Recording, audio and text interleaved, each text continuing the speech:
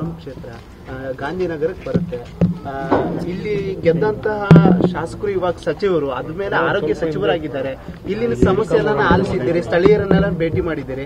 ಏನೇನು ಅಭಿವೃದ್ಧಿ ಆಗ್ಬೇಕು ಸರ್ ಈ ಜಾಗದಲ್ಲಿ? ನೋಡಿ, ಒಟ್ಟಾರೆ ಇಡೀ ರಾಜ್ಯದಲ್ಲಿ, ಇಡೀ ಬೆಂಗಳೂರಿನಲ್ಲಿ ಇದೇ ಪರಿಸ್ಥಿತಿ. ಒಟ್ಟು ಇಲ್ಲಿ ಸರ್ಕಾರ ಎಚ್ಚರಗೊಳ್ಳಬೇಕು.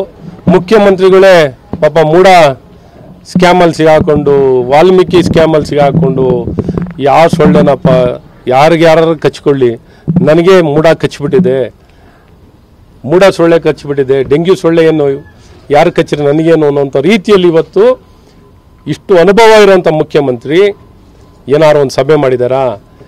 ಈ ಜಿಲ್ಲಾ ಉಸ್ತುವಾರಿ ಸಚಿವರಾಗಿರುವಂಥ ಶಿವಕುಮಾರ್ ಅವರು ಏನು ಕ್ರಮವನ್ನು ವಹಿಸಿದ್ದಾರೆ? ಒಂದು ಸೋರ್ಸ್ ಏನಾರು ಕ್ರಮ ವಹಿಸಿ ಬಿಗಿಯಾಗಿ ಕೆಲಸ ಆಗಬೇಕು. ಸೋರ್ಸನ್ನು ತಡೆಗಟ್ಟಲಿಕ್ಕೆ ಏನಾರು ಔಷಧಿ ಹೊಡಿತಿದಾರಾ ಕಂಟ್ರೋಲ್ ಮಾಡೋಕ್ಕೆ?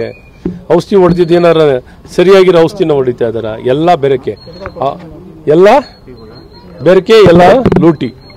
ಸೊ ಈ ರೀತಿ ಬೆರಕೆ ಆಗಿಬಿಟ್ಟು ಎಲ್ಲ ಅಡಲ್ಟ್ರೇಷನ್ ಆಗಿಬಿಟ್ಟು ಯಾವುದೂ ಕ್ರಮ ಆಗ್ತಿಲ್ಲ. ಹಾಗಾಗಿ ಸಂಪೂರ್ಣವಾಗಿ ಏನು ಹೇಳಕ್ಕೆ ಪ್ರಯತ್ನ ಮಾಡ್ತೀವಿ ಅಂದರೆ, ಈ ಸರ್ಕಾರ ನಿಷ್ಕ್ರಿಯ ಆಗಿದೆ, ಏನೂ ಕ್ರಮ ವಹಿಸ್ತಿಲ್ಲ. ಒಂದು ಎಂಟಮಾಲಜಿಸ್ಟ್ ಅಪಾಯಿಂಟ್ಮೆಂಟ್ ಇಲ್ಲ. ಒಂದು ವೈರಲ್ ಲ್ಯಾಬಲ್ಲಿ ಈ ಡೆಂಗ್ಯೂ ಸೊಳ್ಳೆ ವಿಚಾರದಲ್ಲಿ ಒಂದೇ ಒಂದು ಸೀಕ್ವೆನ್ಸಿಂಗ್ ಮಾಡಿಲ್ಲ, ಒಂದು ವಿರುಲೆನ್ಸ್ ಬಗ್ಗೆ ಮಾತಾಡಿಲ್ಲ, ಒಂದು ಸಿಸ್ಟಮ್ ಬಗ್ಗೆ ಮಾತಾಡಿಲ್ಲ, ಒಂದು ಟ್ರಯೇಜಿಂಗ್ ಬಗ್ಗೆ ಮಾತಾಡಿಲ್ಲ, ಒಂದು ಪ್ರೋಟೋಕಾಲ್ ಬಗ್ಗೆ ಮಾತಾಡಿಲ್ಲ. ಈಗ ಎಷ್ಟು ಜನಕ್ಕೆ ಜ್ವರ ಬಂದಿದೆ ಅಂತ ಏನಾರು ಯಾವ ಕ್ಲಿನಿಕಲ್ಲಿ ಮಾಹಿತಿ ತೊಗೊಂಡಿದ್ದಾರಾ ಹೇಳಿ?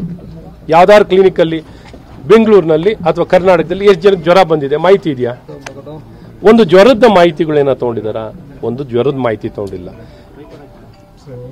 ಇವತ್ತು ಟೆಸ್ಟ್ಗಳು ಎಷ್ಟು ಮಾಡ್ತಿದ್ದಾರೆ, ಎಷ್ಟು ಟೆಸ್ಟ್ ಮಾಡಿದ್ದಾರೆ ಏನಾದ್ರು ತಿಳಿಸಿದಾರ? ಏನು ಮಾಡ್ತಿಲ್ಲ. ಅಥವಾ ಯಾವ್ಯಾವ ಲ್ಯಾಬಲ್ಲಿ ಇದಕ್ಕೆ ಸೋಂಕಿತರಾಗಿ ಟೆಸ್ಟ್ ಆಗಿರೋದು ಯಾವ್ದಾದ್ರು interface ಮಾಡ್ಕೊಂಡಿದ್ದಾರಾ?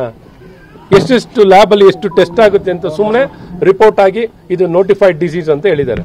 It is notified disease ಅಂತ, ನೋಟಿಫೈಡ್ ಡಿಸೀಸ್ ಅಂತ ನೋಟಿಫೈ ಮಾಡಿದ್ದಾರೆ. ಆದರೆ ಯಾವ ಮಾಹಿತಿನೂ ವ್ಯವಸ್ಥೆಗಳೆಲ್ಲ ಭಾರಿ ಉದಾಸೀನ.